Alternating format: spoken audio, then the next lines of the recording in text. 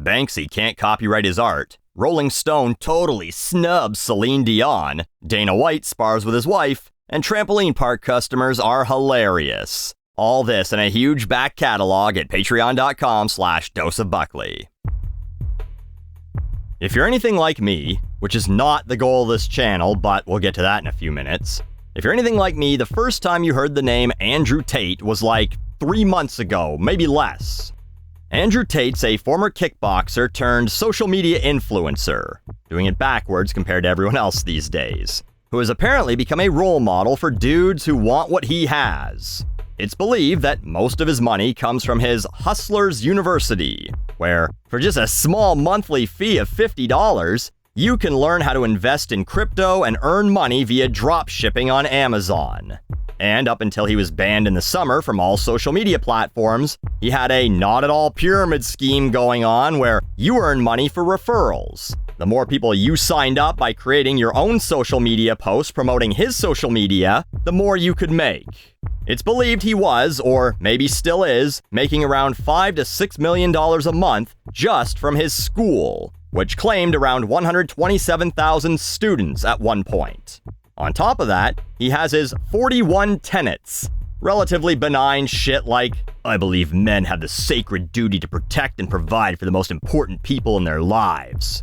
I believe that a man's life is difficult, and he has the sacred duty to become strong to handle such difficulty. I believe that I have the sacred duty to only eat the highest quality foods possible to maintain my health, vitality, and masculine virility. As we see him smoking a cigar constantly. And of course, I choose to only allow myself to be influenced by those who I believe have my best interests in mind.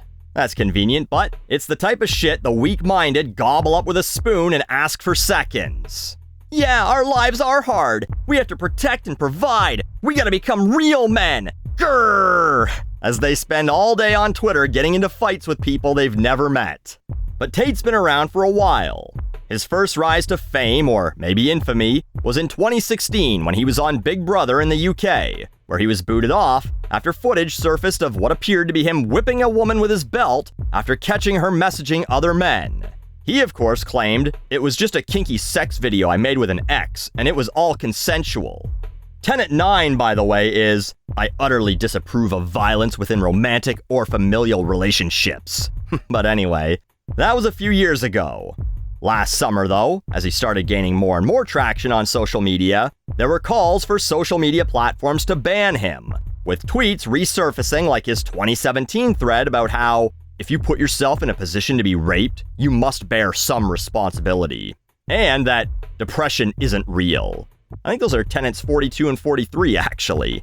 So, he gets booted off social media, which just made him a martyr. All the people who constantly scream about cancel culture having their fears proven right as their messiah, the guy who taught them how to buy Ethereum, how to sell a bunch of garbage online, and told them their lives are hard, was deplatformed. He's become such a perceived problem in the UK, apparently, that some schools feel the need to re-educate boys that they believe have been brainwashed by Tate. So, Elon let him back on Twitter, and shortly after that, he gets into a weird argument with Greta Thunberg, which, by the way, if you told me that was the name of the woman who is constantly yelling at Hagar the Horrible, I'd believe it. Seemingly unprovoked, this wasn't a response to any other tweets, he writes, "Hello at Greta Thunberg, I have 33 cars," then brags about the cars and their engines. Please provide your email address so I can send a complete list of my car collection and their respective enormous emissions. Photo of him putting gas in his Bugatti. Greta replies, "Yes, please do enlighten me. Email me at smalldickenergy@getalife.com. Oh, sick burn. Whatever. Maybe creativity is bad for the ozone.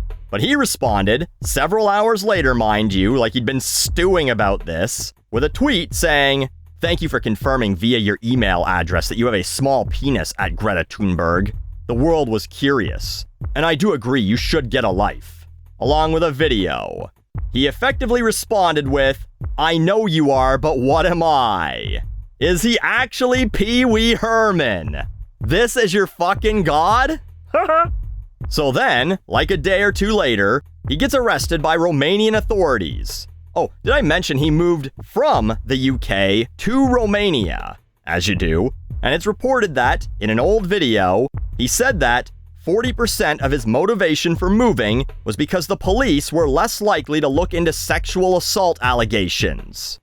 Now, I don't know about any of you guys, but me, personally, I have no concerns about the frequency in which the country I live in investigates sexual assault allegations. But, again, that's just me. Anyway, he gets arrested on suspicion of, you guessed it, sex trafficking. Turns out, they allege he's doing an R. Kelly thing, where he's got a little harem of women in his Romanian mansion that he controls. People attribute his arrest to pizza boxes being shown in the video that he made responding to Greta Thunberg, claiming that they gave away his location, but Romanian police say, we've been working on this for a while, that was just a coincidence. In his work, he also makes a lot of references to the Matrix, saying that you must escape the Matrix and that the Matrix is attacking him in various tweets and in his bio. Of course, with his main character syndrome, I guess he thinks he's Morpheus or Neo. But if he's sex trafficking, I guess that would make him more like Mouse, the character trying to get everyone to go bang his woman in a red dress. Matrix references in this context are pretty common. It's the same red pill shit these dudes have been pushing for a long time now. And it will never not be funny to me that a bunch of macho dudes who believe that their masculinity is under attack constantly reference a nerdy movie made by two trans women. But guys, what I'm about to say next is going to be extremely hypocritical, and I know that. But I think it needs to be said. Stop listening to goobers on the internet. Yes, I know, I'm a goober on the internet, asking you to listen. But listen, stop listening to them. People get so wrapped up in this shit, becoming followers while pretending that they're the alphas. You're not the alpha. If you're an Andrew Tate follower, if you believe in his tenets and live your life around them, if you parrot the things that he says, he's the alpha and you're the beta. Going around squawking, top G, and the Matrix is trying to cancel you. You're not your own man. You're his man. Which, by the way, is what he wants. This is him talking, his own words, from a video that he retweeted. I want you to be strong. I want you to have a woman who loves you. I want you to be happy. I want you to live a fantastic life. I want you to be rich. And I want you to say, I'm a Tate fan. I listen to Tate. This is how I got here. He wants you to attribute your life, your success, to him. He wants you to owe him your life. This is cult leader behavior. I found this tweet from one of his lemmings. This is why Top G, Andrew Tate, has become a role model for young men globally. He reminds us about the facts of the misandrous, gynocentric society and why men have to work on themselves to be strong and independent from this clown world show. We are on our own, men. Strong, independent, as he spouts words and phrases commonly used by others. Leaning on people like this for answers, guidance, permission, whatever it is you're looking for, doesn't make you strong. It displays your weakness. You're proudly displaying the crutch you're leaning on as you pretend you can stand on your own. And this shouldn't be a left versus right issue, though I'm aware it is. But it's no different than any other celebrity worship issue. Any of these people, on any side, stop looking for role models or messiahs in the form of social media stars and flavors of the week. I don't give a fuck if it's the Bernie Bros of 2016, if it's lunatic BTS or Taylor Swift stans, girls who wish they could be the Kardashians, or if it's the Trump supporters, the goofs who follow Jordan Peterson's 12 rules for life, whoever. It's all the same shit. I'm sure I've made this reference before, but this all reminds me of the end of Life of Brian, as everyone keeps following him while he tries to get them all to go away and tells them that they're all individuals. They can all think for themselves. And the entire crowd repeats back, "Yes, we're all individuals!" But you aren't thinking for yourself when all you're doing is repeating what others have said. You can't be a leader when you're a follower. The lion pride has one alpha. The rest won't ever become the dominant male by going, "Oh boy, our leader sure is great, isn't he? I love him and would never challenge a thing he does. He's always right, and we're so lucky to be able to survive with his guidance." Watch, read, listen to whatever you want. Enjoy it. Maybe even learn from it. But don't make it your personality. And know that anyone who claims to have your best interests in mind while also wanting you to attribute your success to them does not have your best interests in mind. But I already said, don't listen to goobers on the internet. So by following my advice to not listen to the advice of social media shitheads, would you truly be your own man finally, or still just a sheep following another shithead shepherd? Quite the paradox, huh?